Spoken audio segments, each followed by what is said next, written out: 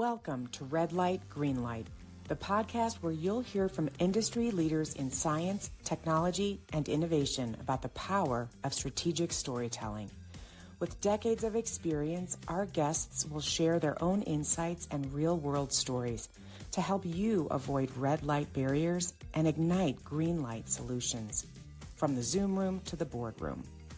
In each episode, we'll corkscrew downward into the guests' personal experiences of challenge and success, highlighting strategies that turn complex ideas into clear, compelling storylines for stakeholders. Here is where expert minds share stories that shape the future. What's more, you'll walk away with tips to try immediately to drive the vision of innovation with your team. Here is where expert minds share stories that shape the future. What's more, you'll walk away with tips to try immediately that drive the vision of innovation with your team.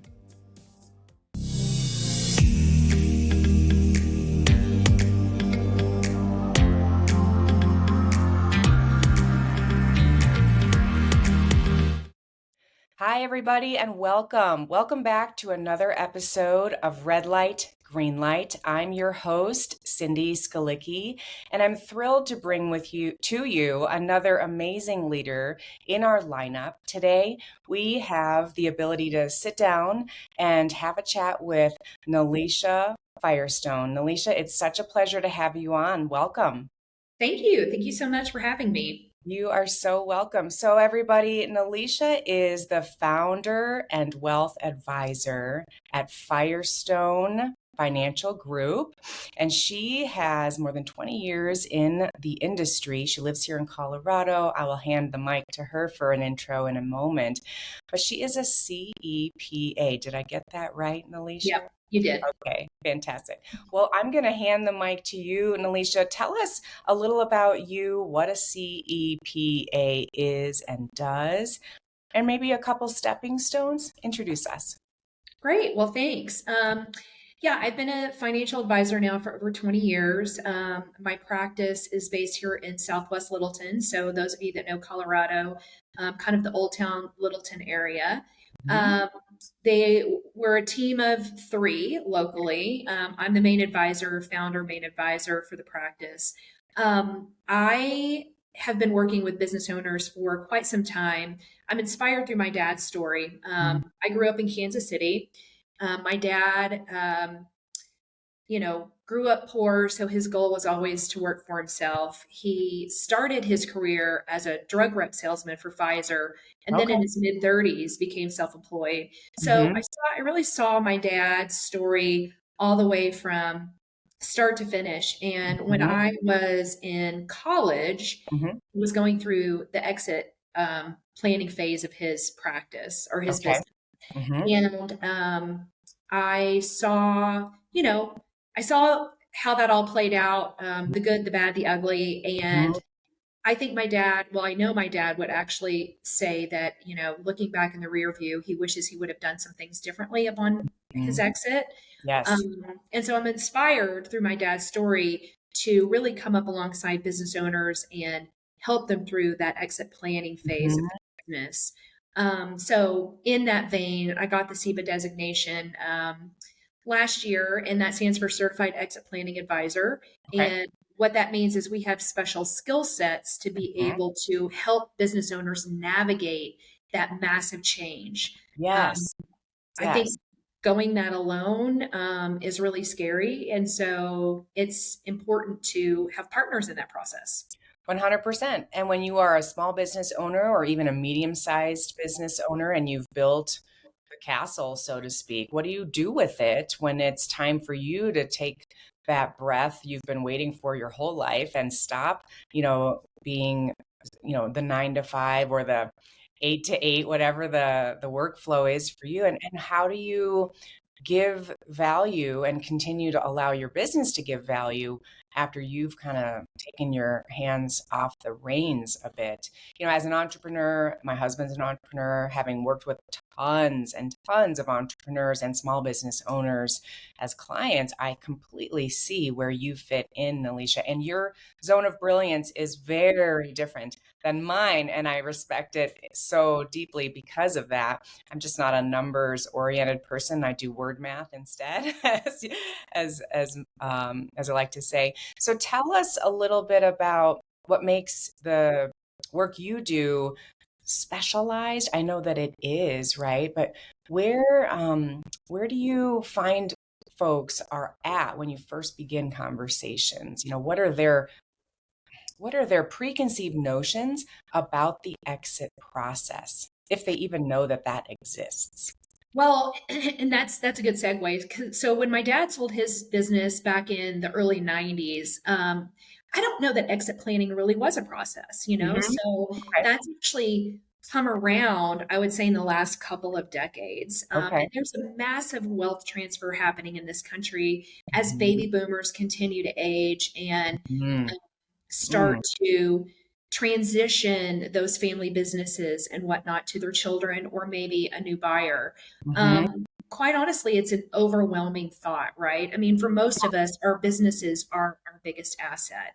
And Right. so I think there's a lot to consider there. And I always, what I hang my hat on is I always tell business owners, I'm like, exit planning is a business strategy, Okay. not something that you want to start the day before you sell, right? Right. Right. There's a lot to think through, not only from the numbers aspect of it, but also personally, right? Like, what's Mhm. your next chapter look like? For a Mhm. lot of us, we've been invested in our businesses, 20, 30, 40, 50 years. Mhm. It's very much a part of our identity. Yes. So as you think about the next chapter, what does that look like for you? So it's Mhm. not just about how do I unwind this equity and create an income stream out of it. It's also about some of these other intangibles. And Right. so as a SEPA, we are specifically equipped with skills to, obviously help them with the cash flow analysis and, Mhm. what you do with the money once you get it out of the business, all that. Mhm. Mhm. We Sure. also, we also come up alongside them and we help them benchmark where their businesses are today. We say, okay, Mr. and Mrs. Seller, we understand that you want to start thinking about a transition. What's your timeline? What does that look like? Are you able to sell for best in class value today for your industry?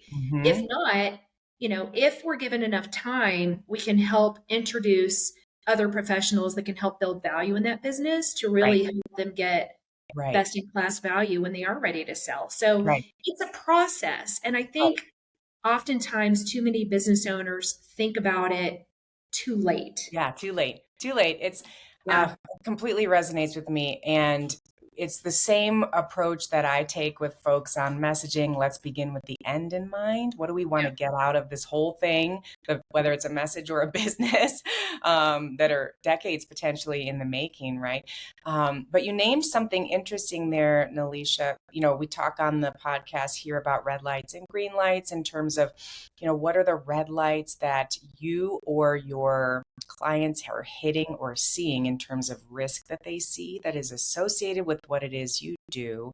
And how do we help them as leaders and experts get them from that red light of risk to the green light of go, which is action steps and hope and in feeling inspired and motivated and confident, right? And you named a red light, which was overwhelm.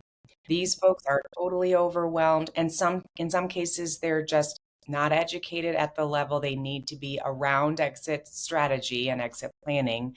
And I'm curious what other kinds of red lights you bump into. Maybe is there any like false information that they are holding on to that you have to erase, for example? What are some other things that you see as red lights?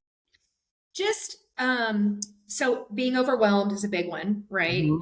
I don't know Right? where to start. Not being able to define the next chapter. Like, okay, if I give up my business and that's so much part of my identity, what do I do? There's only so much golf or tennis I can play, So Okay. being able to define that next chapter. Also, not having a roadmap and Mhm. clearly understanding how that business equity plays a role in Mhm. your personal cash flow Mhm. sheet. And for some people, it's not about worrying about running out of money. It's more about the tax efficiency part of it or the estate planning part of it. So when we look at selling somebody's business, we address all of those things, Yeah. so we meet people where they're at. We have to Yes. really understand So what are their barriers, what are their main yeah. concerns. Yes. Um, Another big thing is, not having trust in their advisors. Mm, Sometimes business owners have advisors that aren't necessarily equipped to it. They may have been good for the accumulation stage and the growth stage. okay. But when you are moving into the exit phase, maybe their advisors aren't really, they've outgrown their advisors. So not Okay. having trust in their current circle of influence to be able to help them get to the finish line. That's huge. That's huge. Question for you, Nelisha. When it comes to educating, you said a lot of founders or business owners, they're just not thinking about this early enough.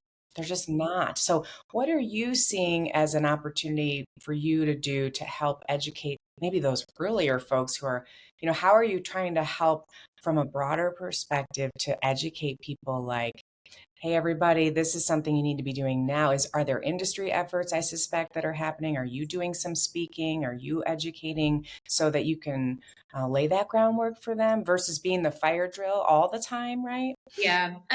Yes, definitely working. We're out talking about it, trying to spread the word. Business exit planning is a business strategy, something once Yes. you get past the survive stage, Mhm. so there's trajectory in, business maturity, Yes. right? Tell us what that is. What is the trajectory? So, I think the stats are well known, but most new businesses don't survive past the first 5 years. Hmm. So in the survive stage, you're not really thinking about exit, right? Because you're just Right. trying to figure out how to stay profitable and how to stay in business. Or But once get you profitable, get right? profitable, grow, you're trying to scale, you're trying to grow, whatever your objectives are. But once you get past that survive stage and you start to sort of mature as a business, that's when you really want to start understanding, okay, how do I hang on to my key employees? How do I Mhm. grow? How do I diversify, my own personal balance sheet, maybe Mhm. offering 401ks, that kind of thing. Okay.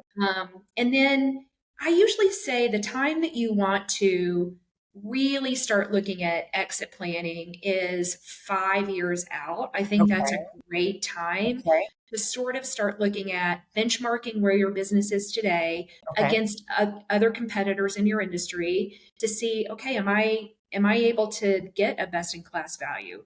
If Right. not, what can I do between now and then to build in some more value to increase my sales price? Mhm, mhm. Is Um, besting oh, sorry, can I ask a Go quick ahead. question, Alicia? Is best in class value another way of saying, like, getting the most for your brand that you possibly can, or is there Yeah. a category? Is that a specific thing? It's different for every industry, Okay, right? So you okay, really need to understand the drivers in your industry okay. and what drives value. So, like Mhm, business, as a financial advisor, mhm. a detractor for my valuation would be having all my clients be over the age of 80, Oh, right? great, great example. Mhm. Okay. So, I need to make sure that I have, some younger folks in my book to bring that average, Yep, age down. So you have to understand the drivers are different for every industry. got it. And so That makes a lot that's where we can sort of benchmark where you are, really do a deep dive under the hood for your yep, particular business and yep. understand what are the drivers and what are the detractors. Mhm.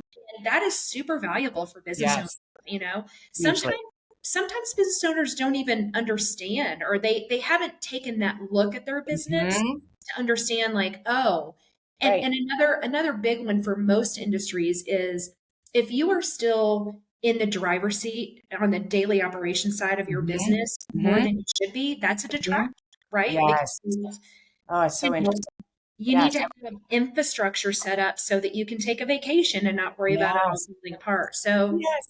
those Yes. are all things that we help educate business owners on. I love that detractor piece. That makes so much sense in terms of, what's going to keep people from pursuing you further. It's a detractor because you haven't let the reins go. You haven't built to a place of stability, right? And Mhm. so you need that to be. So those of you out there who are starting businesses, right, who are, running this race, marathon, not a race, right, working through some of these steps that Nelisha is sharing is probably you're taking some notes and such about kind of where to look next, because with the economy where it is right now and with all that's happened, there are more and more people starting their own businesses right now, more than in many years. I don't have the numbers or the data, but I know it's been a growing trend, and therefore you have quite a lot in the hopper, right, as far as people to educate around this reality and to meet them where they are, which may be very little education around exit planning. Maybe maybe they've had a parent who they're following in their footsteps of, to get this off the ground. But yeah, that's really interesting. I think one of the places I wanted to ask about as well, Nelisha, is, what are the first conversations like that you have with folks around what they think happens after exit? Like when you meet people where they are, where are they? Around what they think exit planning means, like close the door or sell. Are those the only two options? What else? I mean, the conversation opens up a lot of different roads, right? And Okay. so I think a conversation with our team is really an opportunity for people to stop and think, because so Right. often I feel like business owners are just on this gerbil wheel, right? Yes. And then it's just go, go, go, go, go. Mhm, And it gives people an opportunity to really stop and think about, okay, mhm, what do I want out of this? mhm, What are my goals? What mhm, are my timelines? Um, mhm. and so it's different for everybody. But the first meeting is really just it's just a conversation. Yep. Um, find out where people are at. Typically people don't call me unless there's some sort of catalyst, some sort of pain point. And so Mhm, I always like to ask, I'm like, okay, what led you to my door? And mhm, that helps me understand, you know, mhm. where they're at in that moment. And then Yep. we sort of just lead from there. Right. Like, what's the level of urgency? What drove this to Right. get I mean, to get maybe it? somebody has a health event, right? Yeah. And the timeline is different for somebody like that versus someone who's like, I'm just getting burned out. Right. Right. And then what I was about to, when you said gerbil wheel, it put me right in the place of where, that place where executives and leaders, when you're running on all cylinders all the time and your days are as full as they are, it's very hard to find time to sit and think deeply. And that I teach a quick little tool called the emotional thermometer, right? And when we are, as humans, and we all are all over this thermometer constantly, right? When we're at that 8 or above and we're really heightened and our awareness of busyness is very high, and we might even be feeling frustrated, angry, some of those, we lose the ability from a physiological standpoint, truly, we lose the ability to think logically.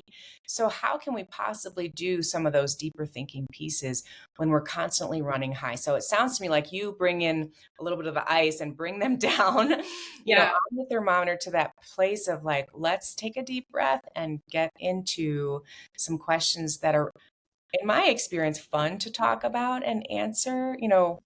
That's not, it's like, what are your dreams? You're asking great questions, right? What are your dreams? What do you hope to do with life once this chapter closes so you can enjoy the fruits of your labor, right? So I bet you've met incredible people. Yeah, we have some great conversations, and there's nothing more fulfilling for me than to really be that advisor that helps people through this transition. Yeah. I mean, I'm a business owner. My dad was a business owner. I understand the trials and tribulations well. I saw my dad go through an exit. He could have done things differently to better set Mhm. him and my mom up for Mhm.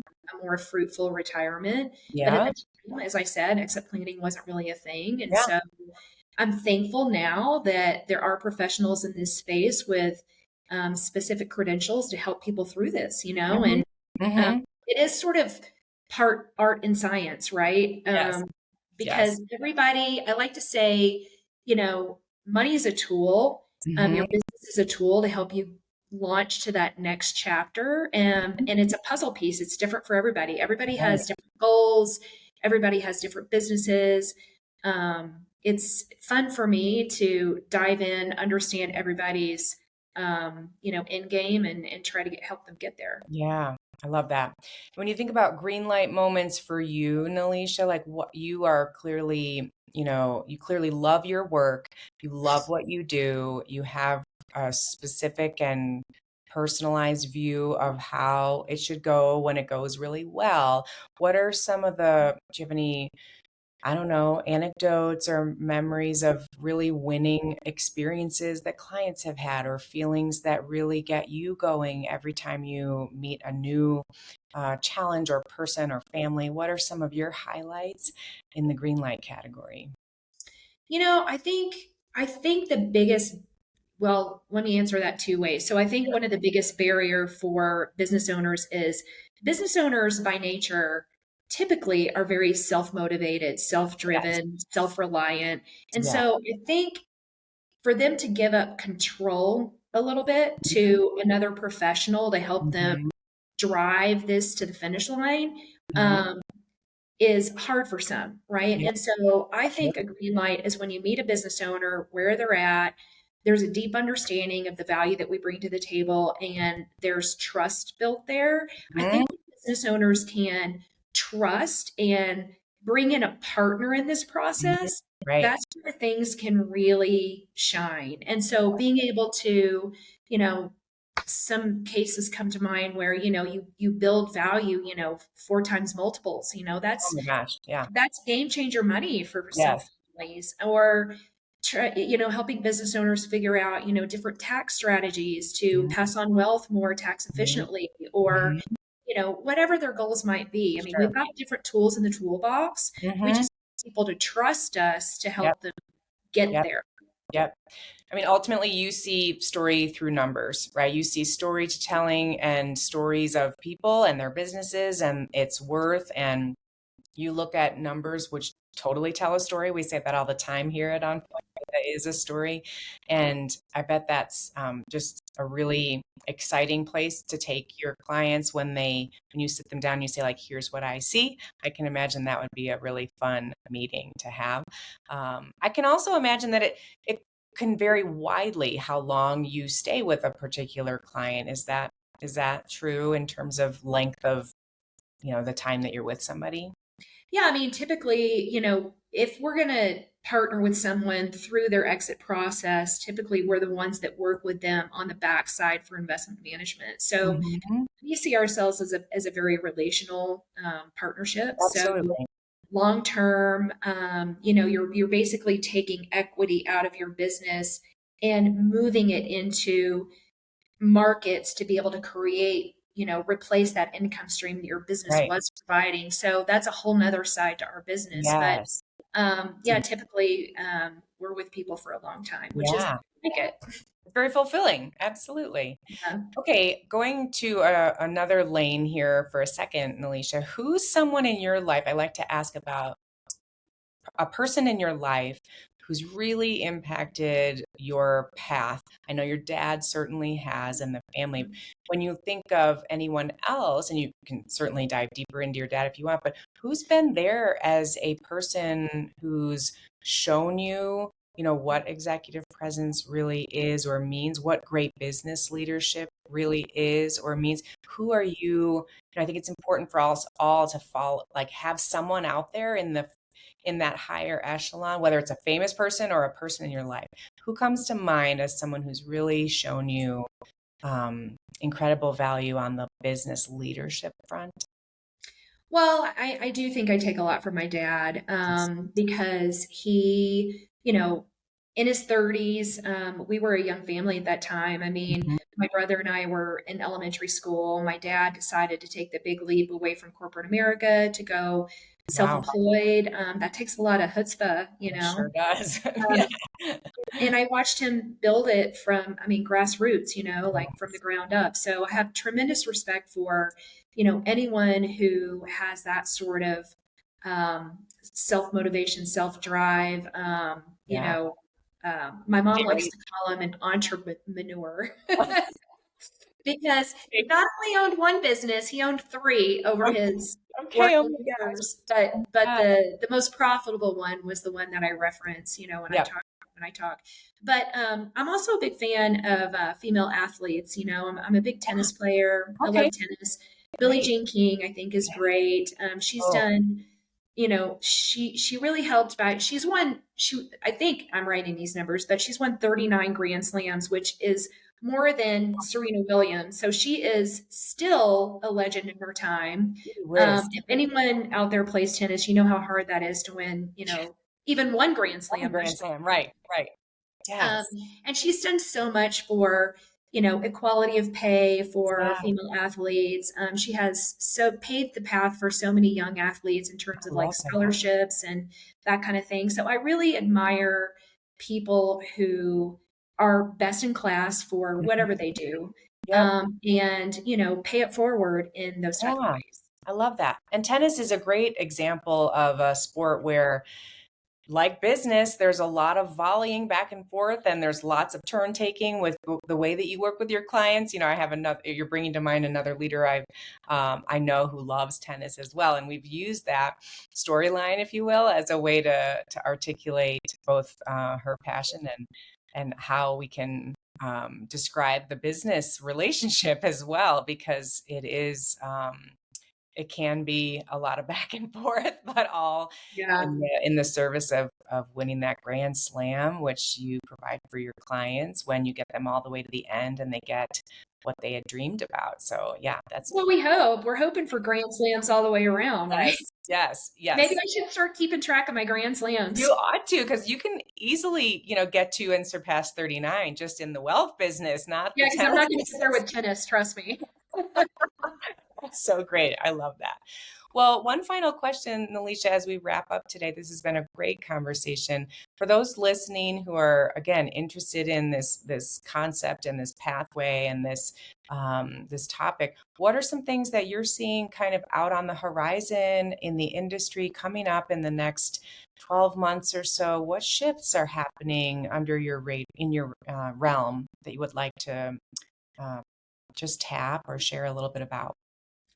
Well, I think, like I said earlier, there is a lot of motion Yeah. in the space, right? Yep. Yep. Agnostic of industry, there's a lot of boomers Yep. retiring and trying to figure out that next chapter. Mm-hmm. And I think sometimes people get too caught up in what's going on politically, what's going on in Mm-hmm. the world. I mean, there's always reasons to not take that next step. So Mm-hmm. what I would urge people to do is I'm like, a conversation doesn't hurt you. And there's a lot of value, even if you don't hire us, there's a lot Right. of value in just the discovery conversation. Absolutely. Just learning what you don't know. Mm-hmm. Learning, and I say that all the time, like people don't know what they don't know. They're Right. experts in their business, they're Right. not experts in my business. That's right. That's So right.